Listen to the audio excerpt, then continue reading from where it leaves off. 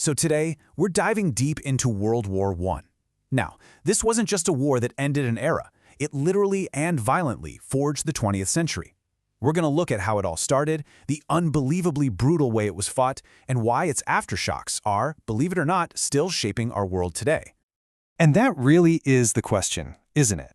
How on earth could one assassination in one city in Europe unleash a global conflict that would topple empires, kill millions of people, and completely redraw the map of the world? It seems impossible, but that's exactly what happened. To understand the explosion, you first have to understand the powder keg. And that was Europe in the early 1900s. On the surface, people called it the Belle Epoque, this beautiful era of elegance and progress. But right underneath that shiny exterior, the whole continent was just simmering with tension, ready to boil over. There were really four big things pushing Europe towards a cliff. First, you had these intense imperial rivalries. Think Britain and Germany fighting over colonies. Then, there was a massive arms race going on. On top of that, you had this super aggressive nationalism flaring up everywhere. And finally, the big one, the Balkan powder keg, where the old Ottoman Empire was crumbling, creating a power vacuum that Austro-Hungary and Russia were both desperate to fill. And this, right here, this is where the real danger was. Europe was split into two armed camps, the Triple Entente on one side and the Triple Alliance on the other. This whole system was supposed to keep the peace, but what it really did was create a tripwire. A small fight in one corner of Europe was now almost guaranteed to drag everyone else into a massive, continent-wide war. So, with all this tension just waiting to blow, all it was going to take was a single spark to light the fuse. One shocking event to set the entire continent on fire. And here it is, June 28, 1914, in Sarajevo. The heir to the Austro-Hungarian throne, Archduke Franz Ferdinand, is shot and killed by a young nationalist. For Austria-Hungary, this was the perfect excuse, the one they'd been waiting for, to finally move against their rival, Serbia, who they immediately blamed for the attack. What happened next was just this catastrophic domino effect. Austria gives Serbia an ultimatum it knows they can't possibly accept. When Serbia says no, Austria declares war. Then Russia, who's allied with Serbia, starts getting its army ready. So Germany, Austria's ally, declares war on Russia. That drags in France, and when Germany invades neutral Belgium to get to France, Great Britain jumps in. And just like that, in a little over a month, a local crisis had exploded into a world war. Everyone thought it would be over by Christmas. Seriously, the soldiers marched off to cheering crowds, thinking it'd be a short, glorious adventure. That idea was shattered, quickly and brutally. Germany's whole strategy was based on this idea of a lightning war. It was called the Schlieffen Plan, and the goal was to deliver a super-fast knockout blow to France before the huge Russian army could even get organized in the east. But the plan failed. The German advance was stopped cold at the Battle of the Marne. So both sides dug in, and the war became something else entirely. A static, miserable, brutal war of attrition fought from thousands upon thousands of kilometers of muddy trenches. Life in those trenches was an absolute nightmare.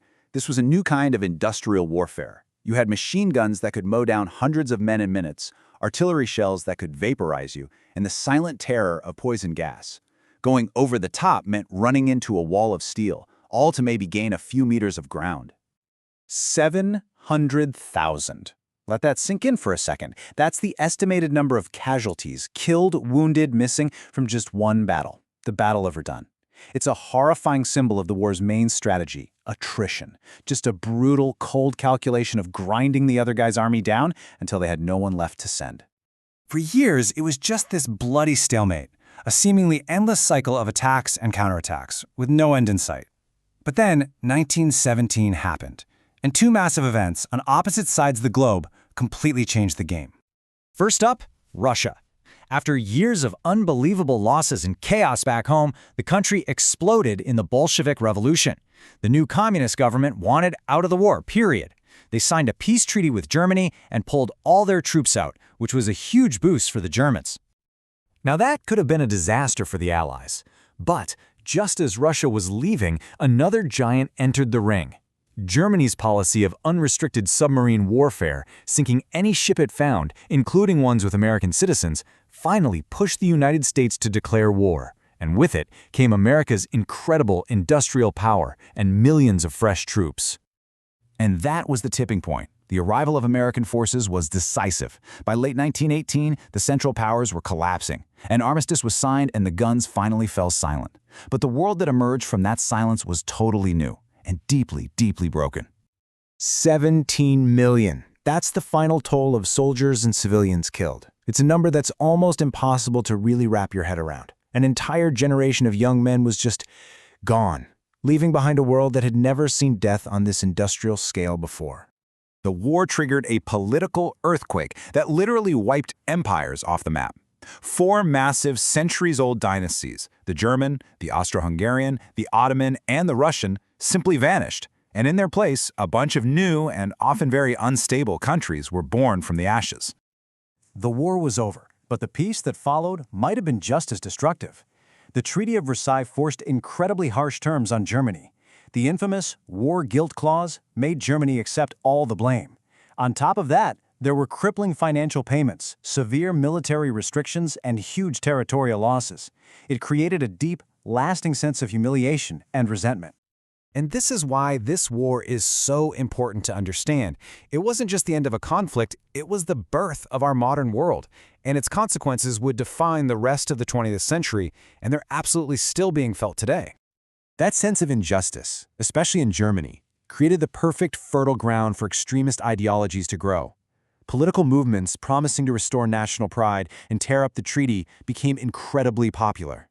And that path, tragically, would lead directly to an even bigger, even more devastating world war just 20 years later.